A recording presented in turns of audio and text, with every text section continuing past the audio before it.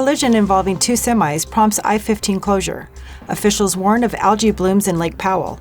And your local weather forecast coming up with highs, lows, and everything you need to know for the weekend ahead. You're watching St. George News at 5, brought to you by our studio sponsor, We Win Injury Law. Good afternoon, I'm Christy Langenheim.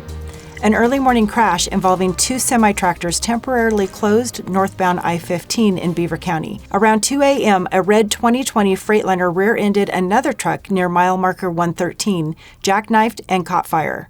Both drivers sustained minor injuries but were not hospitalized. Utah Highway Patrol Lieutenant Clay Allred reported the highway was closed for 2 hours while crews cleared the scene.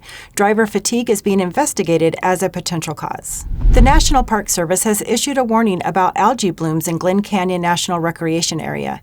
These blooms, which can produce harmful toxins, pose health risks to humans, pets, and wildlife. Officials advise to avoid swimming or boating in affected areas and keep pets away from scummy waters. Algae blooms thrive in warm, still waters with high nutrient levels such as nitrogen and phosphorus. For safety tips and more information, visit the National Park Service website. Now we'll take a look at your weekend weather forecast brought to you by Casablanca Resort and Casino. Currently in St. George, it's 92 degrees with a bit of cloud cover and a low of 60 degrees tonight.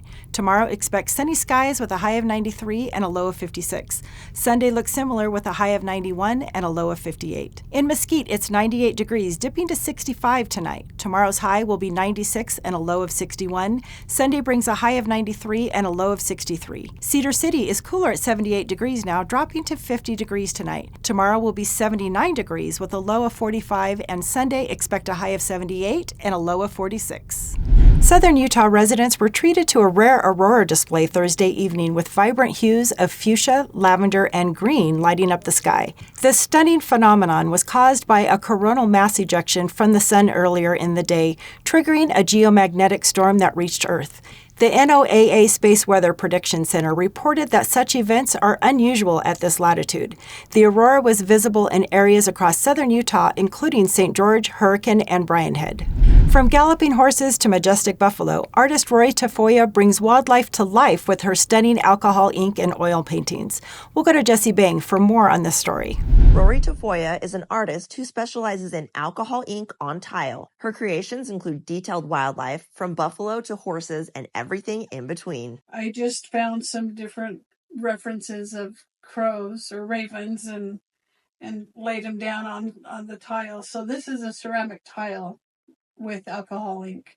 And I love this kind of look because I like how shiny it is, but the colors just seem to pop on the tile rather than on a canvas. She also creates canvas paintings with oil paint, which feature everything from wildlife to landscapes. After a 15-year break from art to focus on raising a family and building a career in design, it wasn't until she moved to St. George that she found her way back to creating.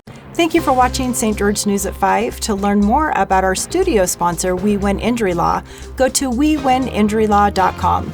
I'm Christy Langenheim with St. George News, your #1 source for local news. This has been St. George News at 5, brought to you by We Win Injury Law.